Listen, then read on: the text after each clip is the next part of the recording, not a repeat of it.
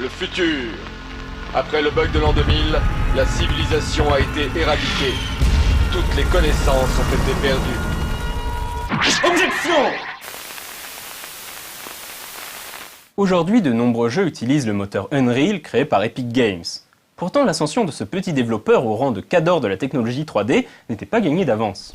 La société a été fondée en 1991 à Rockville, dans le Maryland, aux États-Unis, par Tim Sweeney et Mark Crane.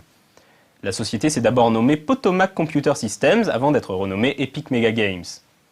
Le premier titre conçu par Tim Sweeney était un RPG en mode texte appelé ZZT, distribué sous forme de shareware qui était une sorte de roguelike. Mais la particularité de ZZT est qu'il était livré avec un éditeur permettant à tout un chacun de créer ses propres mondes et donjons de façon très simple. Cela lança une communauté de passionnés qui se mirent à créer des centaines d'univers et d'aventures supplémentaires pour le jeu, à la grande surprise de Tim Sweeney qui ne s'attendait pas à un tel engouement. Fort de ce succès, Epic met en chantier Jill of the Jungle, un jeu de plateforme toujours en shareware, destiné à concurrencer la série des Commander Keen d'ID Software et celle des Duke Nukem d'Apogee. D'autres jeux dans le même genre suivront, comme Xargon et surtout Jazz Jackrabbit. Jazz Jackrabbit met en scène un lapin vert évoquant Bucky O'Hare, un comics indépendant. C'est surtout un vrai défi technique pour Epic qui cherche à créer un héros capable de dépasser la vitesse de Sonic.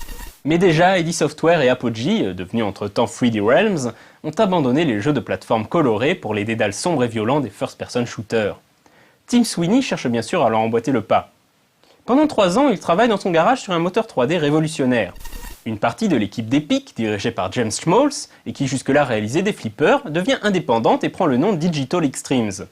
Cette équipe se met au travail sur un projet de FPS basé sur le moteur de Sweeney. Ce projet sera bien sûr Unreal. Un jeu qui devait d'ailleurs lorgner davantage du côté de l'heroic fantasy et signera au final les débuts d'un univers de science-fiction. Le développement d'Unreal commence en 1994, mais le jeu ne sortira que 4 ans plus tard, manquant causer la mort de Digital Extremes au passage. Quand le jeu sort, c'est une claque graphique, même si le gameplay n'a rien de bien transcendant.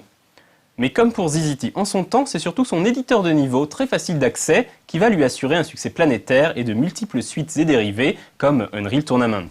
Récemment, Epic Games s'est détaché de la franchise Unreal grâce à une nouvelle série, celle des Gears of War.